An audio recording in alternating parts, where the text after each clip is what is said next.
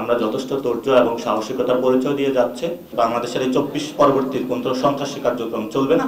আমাদের একটা ঐক্যের জায়গায় আমরা প্রতিষ্ঠিত হয়েছি যে বাংলাদেশের সকলের এই গণ অভ্যুত্থানের শহীদ আহতদের স্বীকৃতির জন্য আমাদের একটি দালিলিক প্রমাণ প্রয়োজন। সেখানে হলো কালকে সকলের সাথে আমরা আলোচনা করব এবং আমরা বরাবরই ছাত্র জনতা যে গণ অভ্যুত্থানে অংশগ্রহণ করেছিল সে বিপ্লবের স্পিরিটকে আমরা ধারণ করি এবং সে অনুযায়ী আমরা আগাবো। তবে আমরা চাচ্ছি আমাদের ওপেন ডোর আছে, সেখানে সকল আলোচনার সুযোগ রেখেছি, সকল পক্ষই যাতে ঐক্যবদ্ধভাবে আমরা থাকতে পারি। আমরা যথেষ্ট ধৈর্য এবং সাহসিকতার পরিচয় দিয়ে যাচ্ছে। অন্যান্য দলকে আমরা এক্ষেত্রে আহ্বান জানাবো, ছাত্ররা যেভাবে অতীতে সাহসিকতার সাথে যুদ্ধ করেছে আগামীতেও যুদ্ধতেও আপনাদের সন্তানদের পাশে থাকবেন এবং বাংলাদেশের ভবিষ্যৎ যে প্রজন্ম রয়েছে সেই প্রজন্মের লড়াইয়ে আপনাদের অংশীদার করবেন। আমরা 15 দিনের জুলাই প্রক্লেমেশনের যেটা আমরা উদ্যোগ নেওয়ার যে ডেডলাইন দিয়েছিলাম, সরকার গতকালকে ইতিমধ্যে উদ্যোগ নিয়েছে।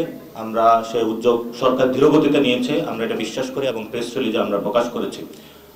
কিন্তু এটা এর আগেই সরকার ভিজিবল অনেকগুলো উদ্যোগ নিতে পারত, সেটা সরকারের একটা ব্যর্থতার পরিচয় হয়েছে।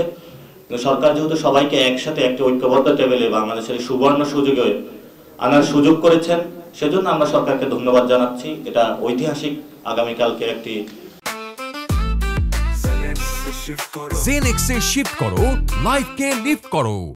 প্রোগ্রাম হতে যাচ্ছে এবং সরকারের এতে অনেক ব্যাগ পেতে হয়েছে। বিভিন্ন রাজনৈতিক দলের যে সহযোগিতার যে আচরণগুলো যদি আরো ভালো হতো তাহলে হয়তো এটা অনেক আগে হতে পারত। সেই জায়গা থেকে আমাদের আজকের আহ্বান থাকবে রাজনৈতিক দলগুলোকে যথেষ্ট নিষ্ঠা, বাংলাদেশের প্রতি যে কমিটমেন্টের জায়গাটা থেকে আগামীকালকের মিটিংয়েও আপনারা পরিচয় দিবেন এবং বাংলাদেশের জনগণের সাথে থাকবেন। আমরা তো অলরেডি বলেছি যে 15 তারিখের মধ্যেই সরকার উদ্যোগ গ্রহণ করে এটা প্রকাশ করলে ভালো হতো, কিন্তু সকলকে একসাথে আলোচনা টেবিলে বাংলাদেশে এটা গত 53 বছরের একটি পলিটিক্যাল কালচার, একসাথে বসা, একসাথে আলোচনা করা বা সিদ্ধান্ত নেওয়া, জাতির প্রশ্ন ঐক্যমত পোষণ করা, এগুলো বাংলাদেশের কালচারটা নষ্ট হয়ে গিয়েছে।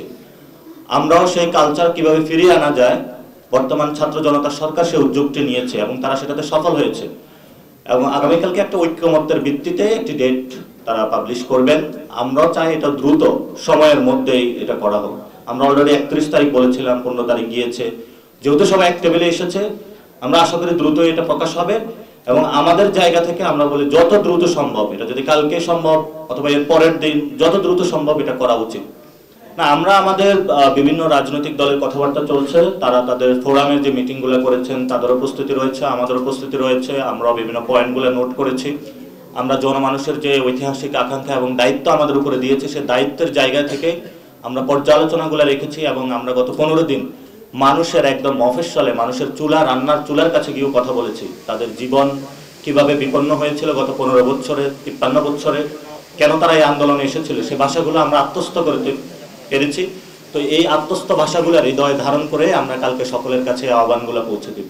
জি, আমরা তো আজকে সন্ধ্যায় একটি বিক্ষোভ মিছিল করেছিলাম জাতীয় নাগরিক কমিটি এবং বৈষম্যবিরোধী ছাত্র আন্দোলন শহীদ মিনারে। সেখানে আমরা স্পষ্টত বলেছি বাংলাদেশের এই 24 পরবর্তী কোন সন্ত্রাসী কার্যক্রম চলবে না। যারা রাজপথে রক্ত জড়াচ্ছে, সন্ত্রাসী কার্যক্রম চালাচ্ছে, তাদেরকে দ্রুত শাস্তির আওতায় আনতে হবে।